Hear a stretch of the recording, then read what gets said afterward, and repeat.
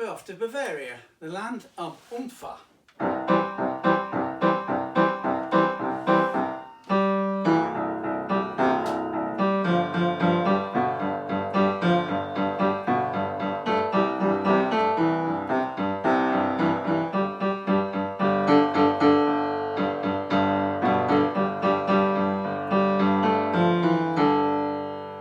Well, I'm going to talk about a car manufacturer in Bavaria, and I probably already guessed which one it is. It's the Bavarian Motorwerken, the BMW, or BMW, as we say in America, or BMW, as they say in Germany.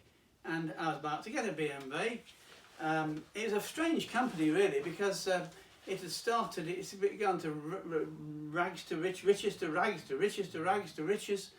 Extraordinary career, ups and downs.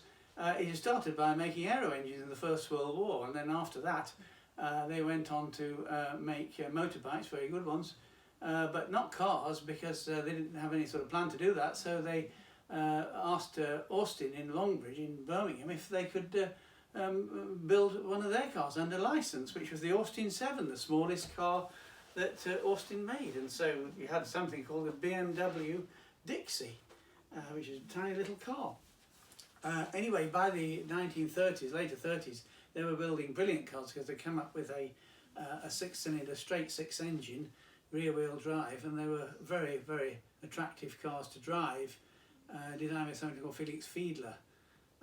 But 1939 interrupted all that, and they had to go back to making aero engines again, which they did.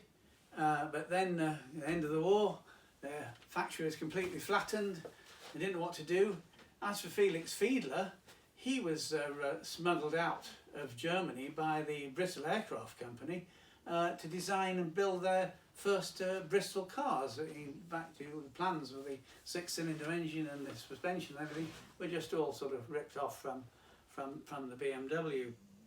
Anyway, they carried on working, but they got into serious trouble, about to close down. They were going to take it over by Mercedes.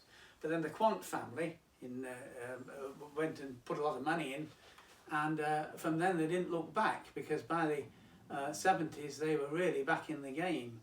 And the first car that was really successful worldwide was their 1600 BMW, but they then put a 2-litre engine in it called the 2002. And this is this car here that I was to buy. And there it is.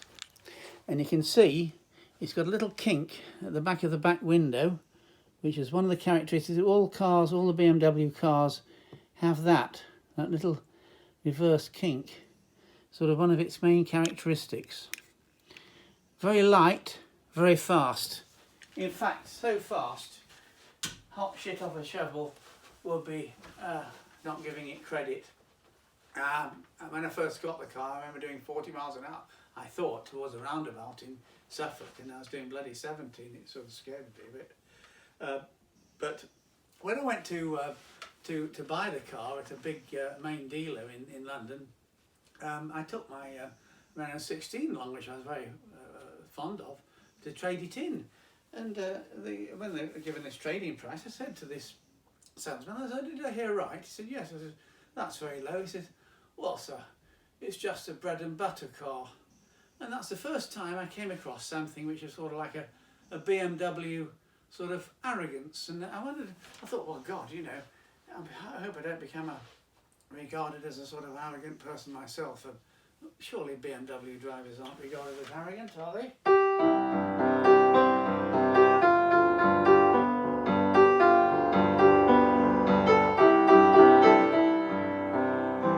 There's something about it that was so good, it could be described as sort of fast and bland, because you didn't notice any quirks in it at all, because there weren't any when you were driving it. It was just very fast and very light cars they were, but very powerful engines and instantly responsive.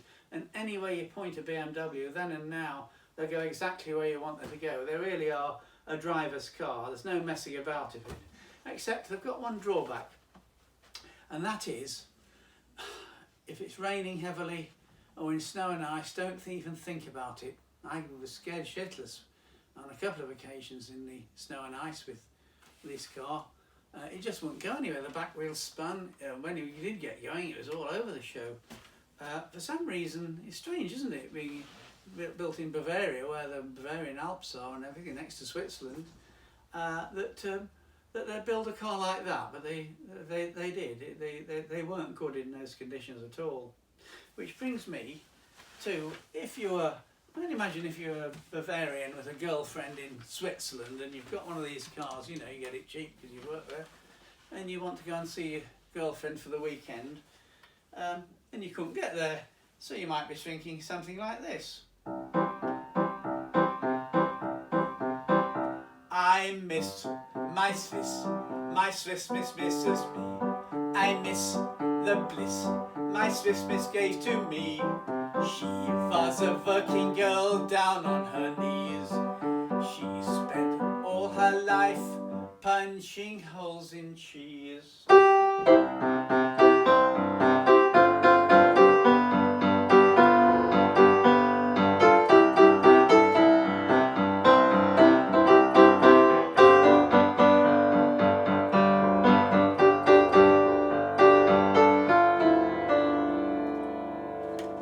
BMW drivers are an arrogant lot of buggers.